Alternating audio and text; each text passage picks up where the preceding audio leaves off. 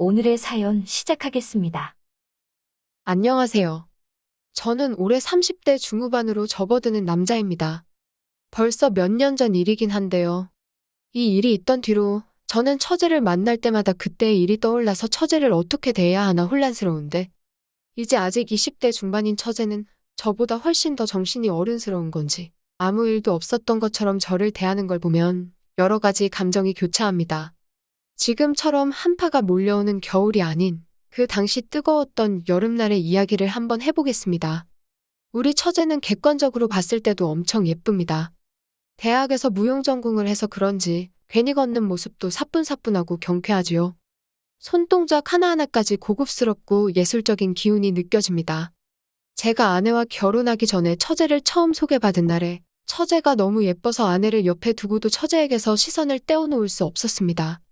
그 당시에는 한참 대학 생활 중이었던 처제였으니 오죽하면 제 마음속에 처제랑 결혼했으면 더 즐겁게 살 수 있었겠다 하는 생각까지 들 정도였으니 말이지요. 서울에 있는 무용으로 유명한 대학에 다니던 처제는 바쁜 것도 바쁜 거지만 사는 지역이 달라서 도무지 얼굴 보기가 힘들었습니다.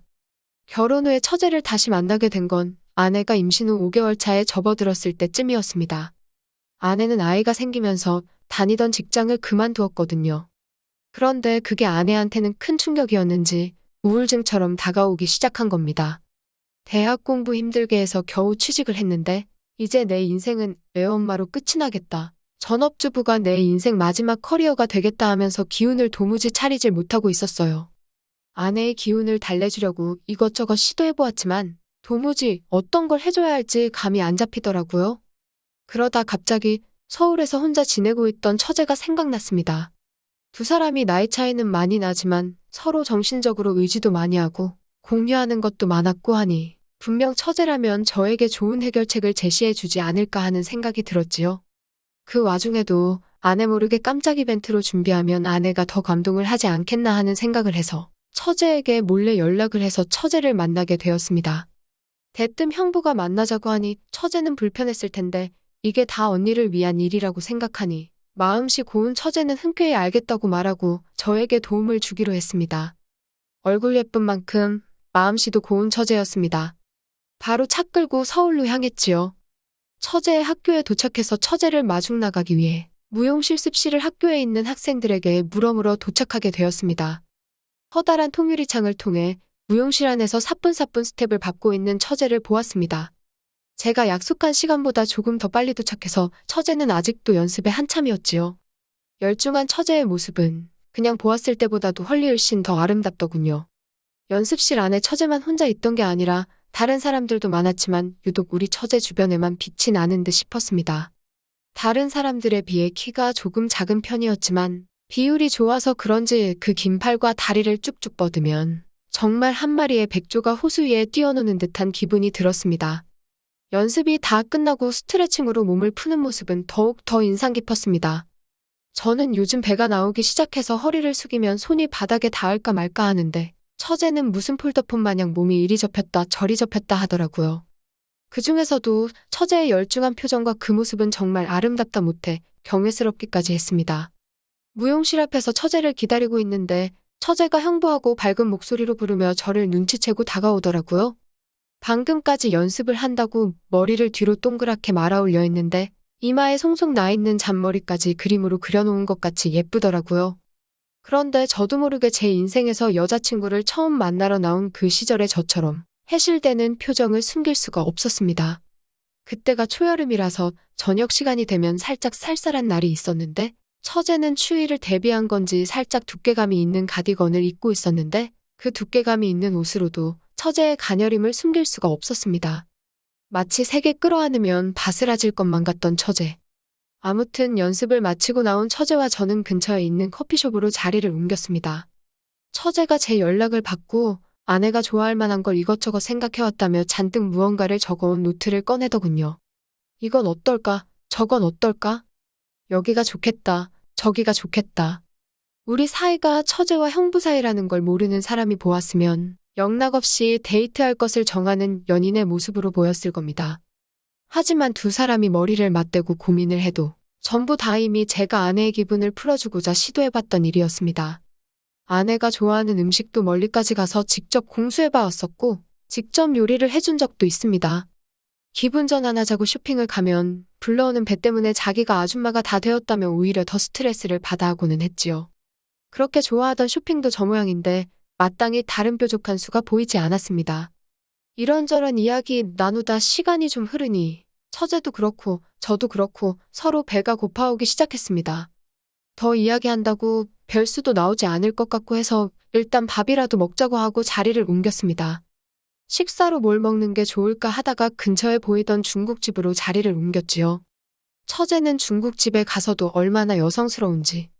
마음 같아서는 자기도 저처럼 짜장면을 시켜 먹고 싶은데 형부 앞에서 입에 다 묻을까봐 부끄럽다며 메뉴판을 계속 뒤적이더라고요. 형부도 남자라고 의식을 하고 있구나 하는 생각이 들으니 그때부터는 괜히 저도 처제를 의식하게 되더라고요. 점원이 주문을 받으러 왔는데 처제가 아직도 메뉴판을 뒤적이고 있으니 애인분이 아직 준비가 안 되셨나 보다고 조금 있다 오겠다고 하는데 처제가 후다닥 메뉴판을 덮으면서 자기 준비되었다고 하면서 주문을 하더라고요. 처제는 게살볶음밥을 주문했고 점원은 주문을 받고 자리로 돌아갔습니다. 처제는 뭔가 싱글벙글한 미소를 지으면서 제가 형부 애인이래요? 하면서 재밌다고 까르르 웃더라고요. 그런데 그런 처제의 장난이 저한테는 애교처럼 보여지는 게 저도 모르게 입에서 나도 처제가 내 애인이면 좋겠다고 말이 나올 뻔까지 했습니다. 식사가 나오고 나서 처제가 볶음밥을 한술 뜨더니 무언가 생각이 난 듯 말을 꺼내었어요. 저랑 결혼하기 전에 아내와 처제가 홍콩 여행을 다녀온 적이 있는데 그때 아내가 홍콩에서 인생에서 제일 맛있는 볶음밥을 먹었다며 여행하는 내내 하루에 한 끼는 꼭 그 볶음밥을 먹었던 적이 있다는 겁니다. 해외여행을 아내랑 자주 다닌 건 아니지만 동남아랑 해서 몇 군데 다녀와 봤는데 홍콩만큼은 정말 좋아했다고 아직 임신 5개월이면 해외여행 다녀와도 되는 거 아니냐고 하면서 처제와 제가 동시에 아내를 위해 뭘 하는 게 좋을지 동시에 같은 생각을 말하고 있었네요. 그리고 일주일도 안 지나서 번갯불에 콩 구워 먹듯이 아내와 함께 홍콩 가는 비행기에 올랐습니다. 그 와중에 처제도 학교 일정 때문에 바쁠 텐데 같이 동행해 주었어요. 제가 영어도 못하고 중국어는 당연히 못하는데 계획도 제대로 세우지 않고 여행 갔다가 괜히 배불러서 고생 중인 아내 심기를 건드릴 수도 있으니 그런 상황을 방지하기 위해서 따라오는 거였습니다. 세세한 배려가 참 고마웠지요. 아내 스트레스 풀어주러 가는 여행인데 아내한테 다 맡길 수는 없었으니까요. 그리고 아무래도 같은 여자인 처제가 따라가주면 여자의 도움이 필요한 긴급 상황에서 아내가 저보다는 처제에게 믿고 의지할 수도 있을 거라 생각했기에 마음이 놓였습니다. 도착하자마자 제일 먼저 한 게 아내가 인생에서 제일 맛있다던 그 볶음밥을 파는 곳이었습니다. 아내는 벌써부터 표정이 싱글벙글했고 저도 조금 기대가 되었습니다. 그런데 제 입맛에는 영 아니더라고요. 맛이 없던 건 아니었지만 조미료 냄새가 너무 강해서 그래도 최대한 연기를 하면서 좋은 척 아내의 기분을 맞춰주었습니다. 그리고 나서 호텔에 도착해 짐을 풀고 다음 일정대로 움직이려고 시간에 맞춰 이동하려는데 아내가 자기는 배불러서 이것도 하기 싫고 저것도 하기 싫다고 투정을 부리면서 오늘은 피곤하니 그냥 호텔에서 쉬고 싶다고 하더라고요. 그런데 처제 표정이 조금 아쉬워 보였습니다. 그도 그럴 게 처제가 아내를 위해서 여행 일정을 다 짜왔거든요. 그런데 그거에 따라주지 않는 언니에게 섭섭할 수도 있겠지요. 여행 막바지에는 아내가 힘들 걸 대비해서 쉬는 쪽으로 스케줄을 잡고 여행 초반에 스케줄을 몰아놓았는데 말이지요. 거기에 그날 계획에는 처제도 조금 기대가 컸던 것 같았습니다. 쇼핑을 다녀오는 거였거든요. 아내도 투정만 부리다 처제가 섭섭해하니까 미안해졌는지 처제한테 쇼핑 정도는 자기 없이 다녀와도 되는 거 아니냐고 하더라고요. 자긴 어차피 배가 나와서 요 근래 쇼핑 가면 우울하기만 하다고 자기는 방에서 쉴 테니 저희 보고 다녀오라고 하더라고요. 저도 같이 가냐는 거냐 물으니 그럼 여자 혼자 밖에를 내보내냐고 저보고 같이 따라가라는 아내의 명령이 있었습니다. 자기는 방에 있으니 아무 일도 없을 거라고. 그런데 처제한테 무슨 일 생기면 재미없을 줄 알라고 하면서요. 아무튼 처제도 기대하고 있던 일정 중 하나였으니 저랑 둘이서만 나가게 되었는데도 깡총깡총거리면서 아주 신나하더라고요. 나름 여행을 왔다고 여행지 분위기에 맞춰 차려입은 처제는 정말이지 잡지에서 뛰쳐나온 것 같은 모습을 하고 있었습니다. 어깨가 끈으로 된 무릎 아래까지 오는 몸에 붙는 하늘색 원피스를 입고 있는데 괜히 차려입은 처제랑 같이 걷고 있으니 연애하던 제 모습이 생각났습니다. 그런데 처제의 그런 차림새가 이 사단을 내게 될 줄은 몰랐습니다. 처제가 키도 작고 체구도 작고 마른 편이라서 웬만한 옷을 입더라도 다 옷이 벙벙하거든요. 몸에 붙는 원피스인데도 마르고 작은 처제한테는 큰 옷이나 마찬가지였습니다.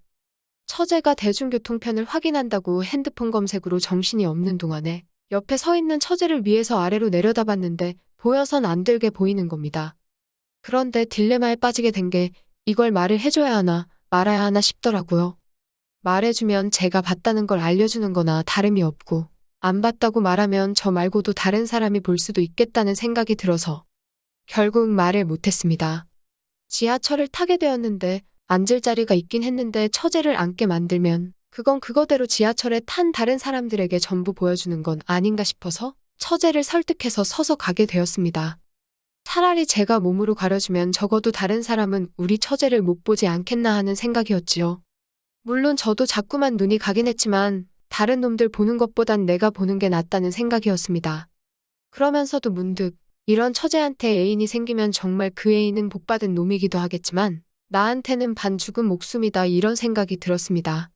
쇼핑에 가서 다른 건 몰라도 처제 상반신을 덮어줄 수 있는 걸 제일 먼저 사야겠다는 생각에 처제한테 선물 사준다고 말하고 가디건 하나 골라보라고 했습니다. 처제는 제가 옷 사준다는 말에 신이 나서 진짜요? 형부, 사랑해요. 하며 애교를 부리더니 엄청 좋아하더라고요. 쇼핑이 끝나고 다시 올라탄 지하철은 출발할 때만큼 사람이 많았습니다. 그래도 이제는 걱정이 없었는데 처제가 제가 사준 옷이라며 사자마자 벌써부터 입고 다니면서 좋아해줬기 때문입니다. 그런데 지하철이 점점 혼잡해지더니 사람이 엄청나게 많아지기 시작하더군요. 밀려 들어오는 사람 때문에 저도 밀리기 시작했고 그렇게 처제랑 거의 껴안고 오듯이 달라붙어 오게 되었습니다. 예상 못한 일이지만 처제와 잔뜩 달라붙어서 한참을 있으니 처제도 그동안 애교 부리던 모습은 온데간데 없고 부끄러워서 제 눈을 못 마주치더군요. 그 모습에 저도 정신을 차리지 못하고 처제를 그 자리에서 와락 끌어안아 버렸습니다. 호텔에 도착을 했지만 저는 아내가 쉬고 있는 제 방으로 가지 않고 옆에 따로 잡아놓은 처제의 방으로 향했습니다. 혹시나 아내가 있는 옆방에 소리가 새어나가진 않을까 조심하고 또 조심했지요. 일을 끝마치고 서로 실수했다는 걸 알았지만 처제는 아내가 혹시나 의심을 할 상황을 대비해 아무 일도 없었던 척 그대로 다시 저와 같이 아내 방으로 향해 저녁 식사는 뭘 할 거냐 하면서 아무 일도 없었던 척을 하더군요. 아내가 나가기 귀찮다고 저녁 식사는 밖에서 사다 달라길래 처제와 또 같이 밖을 나가야 했습니다. 처제는 저한테 자기도 잘못한 게 있으니 마음에 담아두지 말라고. 이건 둘이 같이 비밀로 간직하자고 하는 겁니다. 언니가 아이가 생기면서 형부도 오래 참았을 거 아니냐고. 그러니 자기는 일이 이렇게 된 걸 이해할 수 있다고 하면서 제 탓을 하나도 하지 않는 겁니다. 이렇게 예쁜 데다가 마음씨도 곱고 이해심마저 넓을 수가 있다니. 그 다음 날에도 처제는 아무 일도 없던 것처럼 행동했습니다. 여행은 아무 일도 없이 마무리되었고 그 이후에 5개월이 또 지나서 건강한 아들이 태어나게 되었고요. 처제와는 오히려 여행을 기점으로 더 자주 만나게 되었는데 지나가는 말로 둘만 있을 때 그때의 이야기를 하고는 합니다. 하루는 너무 찰봤던 것 같다, 아쉽다 하면서 장난인지 진심인지 모를 이야기를 툭툭 던질 때가 있습니다. 홍콩에 또 가고 싶은데 같이 갈 사람이 없어서 못 간다고 말하며 아내한테 형부 좀 빌려줄 수 있냐고 물을 때도 있어요. 아내는 당연히 장난으로 받아들이지만 그때 사건이 있던 저로서는 아주 죽을 맛입니다만 갈 수 있다면 한 번 더 이번에는 둘만 해서 같이 다녀오고 싶네요. 벌써 몇 년이나 지난 이야기인데 우리 처제는 그렇게 예쁜데도 그때 이후로 한 번도 남자친구를 만난 적이 없습니다. 저는 괜히 처제가 혹시 저를 염두에 두고 있느라 연애를 못하는 건가 하는 생각을 할 때도 있네요. 제가 조금 오버하는 것일 수도 있겠지만 말이죠. 훗날 저희 동서가 될 남자는 누구인지 누가 될진 모르지만 정말 그 사람은 전생에 나라를 구원 복받은 사람이 아닐까 하는 생각이 듭니다. 또 찾아주셔서 감사합니다. 매일 새롭고 흥미로운 사연으로 찾아뵙겠습니다. 구독과 좋아요 잊지 마시고 다음 사연으로 다시 찾아뵙겠습니다. 감사합니다.